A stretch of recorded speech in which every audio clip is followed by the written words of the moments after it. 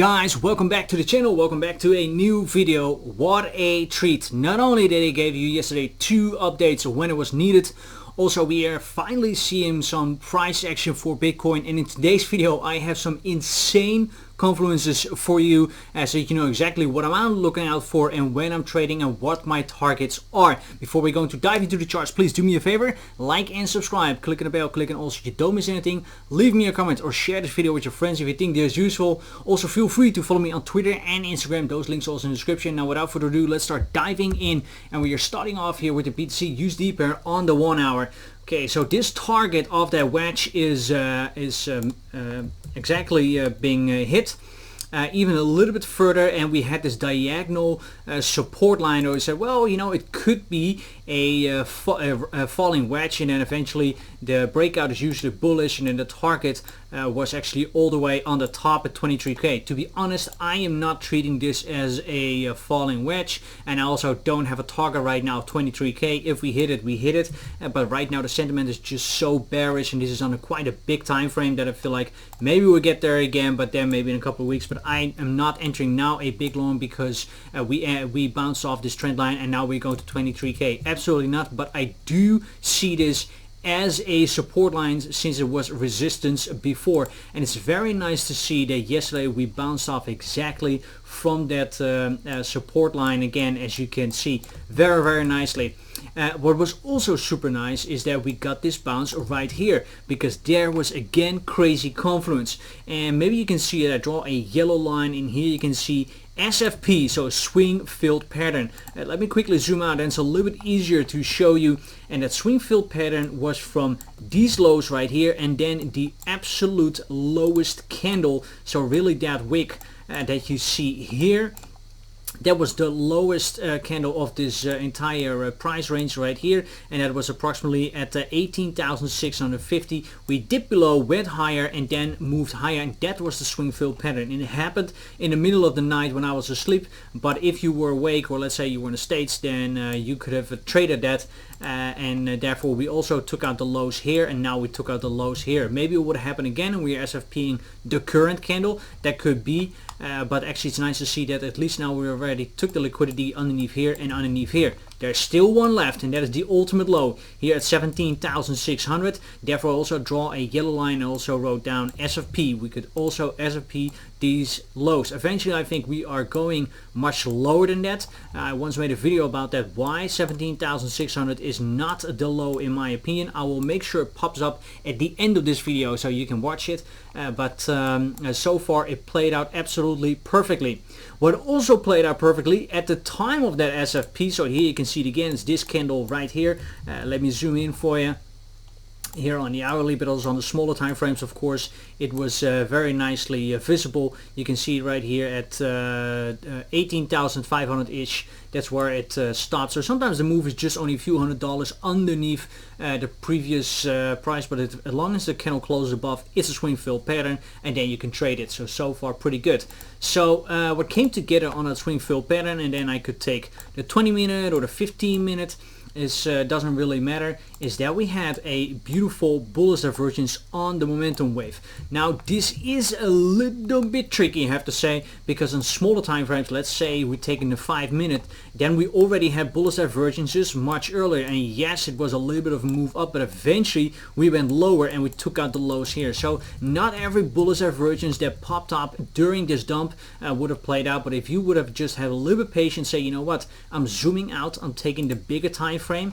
Also here on the 30-minute it would have played out just perfectly. So there you see, you don't always have to stick to your screen to see it, but then you could have traded, and now going a little bit sideways slash higher. What actually would be very nice to see is that if this is really now the temporary bottom, is that we are going lower to, let's say, the golden pocket that is approximately at 18,600-ish. and that we maybe touch it or dip it and then going higher. Then we created not only a higher low, but then also dipped on that golden pocket, and then we can go higher. If we are going lower, then I'm looking out for this trend line. That depends a little bit on when we are going to hit it, but it will be then most likely underneath the 18,500, so let's say 18k, and then of course we have that possible swing filled pattern, that ultimate low that we made so far on 17,600. I do think that at some point we are going to break it. Might take a little bit of time. Also would prefer us to go maybe first a bit upwards before we go down, but let's say we'll dump down now, then it's approximately 6%, so that's still a very nice trade. What is also a very nice trade, what's also crazy confluence. Let me quickly zoom out a little bit to the hourly, and let me get the the volume node here, the bigger one in the screen. Then you can see it.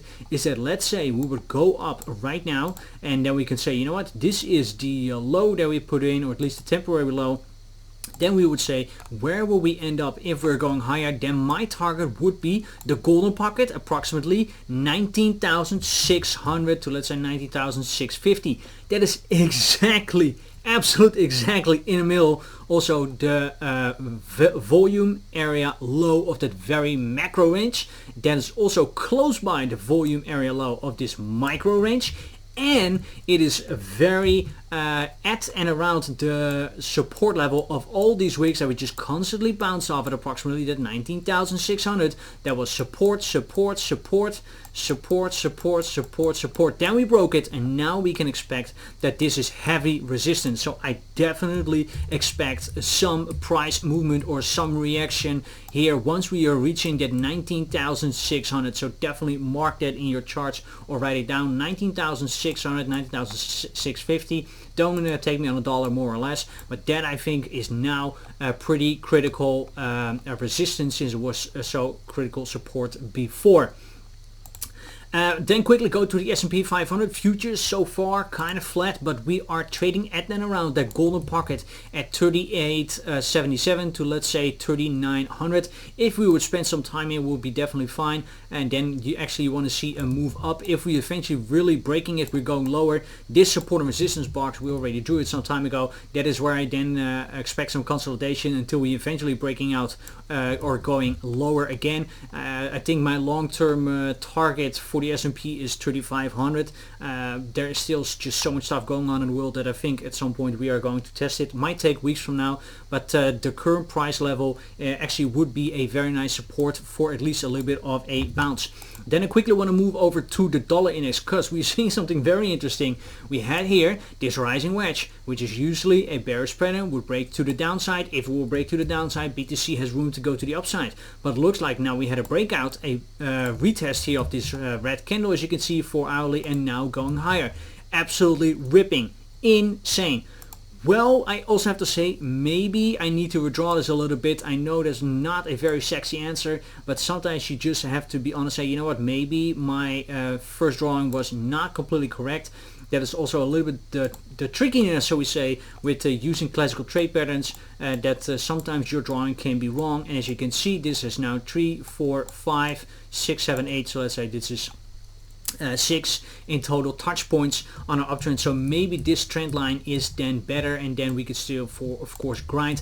Again, if you have missed it, my long-term target is somewhere between 112 and 120 for the dollar index. And I think eventually when this rolls over, of course, we can expect a huge bounce in the stock markets. But let's say that this thing goes still a little bit higher. Wouldn't that be a perfect scenario for BTC to go a little bit lower and then maybe test that 17,600 or even take it out? It would not surprise me at all. So far BTC is just also very weak compared to the markets, meaning that this S&P is skyrocketing or at least dumping down. Well, let's say going up, then we don't see BTC really going up that tremendously. Matter of fact, we have seen that in this price section right here, which is very flat, approximately 4% from top to bottom. And when everything's dumping, then we see BTC dumping down a lot. Bitcoin is just a risk asset, and therefore for a lot of people it's just risk off, so that's the first thing they sell, and therefore it's much more volatile. What I quickly want to show you, this is very important for tomorrow. The ECB, European Central Bank, will most likely announce a rate hike. 0.5 is a guarantee, but the question is, will it be 0.75? Would not surprise people. Reason, the inflation now hit 9.7% in August, which is of course way too high, and I think the interest rate base is still 0%. Now you can't fight inflation of 10% with 0% interest rate. So a lot of people are expecting, you know what, maybe we're getting 75 basis points, so it's 0.75 rate hike, and they expect also to get at least 10% inflation in the next couple of weeks or months. So shit hit the fan in Europe, so we say, and that all has to do with the gas and electricity prices. Everything for energy is just going completely through the roof, and energy makes out an important part of that inflation calculator. If the price of energy go down, then you will also maybe see inflation picking out a little bit, but for now that's just way too important. With that being said, next Tuesday we also have a major or a very important event, and that is new CPI data, Consumer Price Index for the United States. And last time it was lower than expected, therefore the price shot up tremendously. So the inflation was then really a little bit less than a month before, but now maybe the inflation is again lower. Why? Because the oil is just dropping down slowly more and more and more, which is great news. And oil is also a very important component in that CPI calculation. So I'm updating you on Twitter already yesterday. Again, that's why I'm always asking you, follow me on Twitter. I'm updating you there during the day, and if you just get the broader picture of what I'm telling you, then you will see at a certain point where to look at and what kind of direction to take, and then you can trade accordingly or maybe adjust your portfolio. And here I just, like I said, I posted this yesterday. This actually could be very, very interesting. If the CPI next week Tuesday is much lower again than expected, then I think that we can expect quite the move to the upside.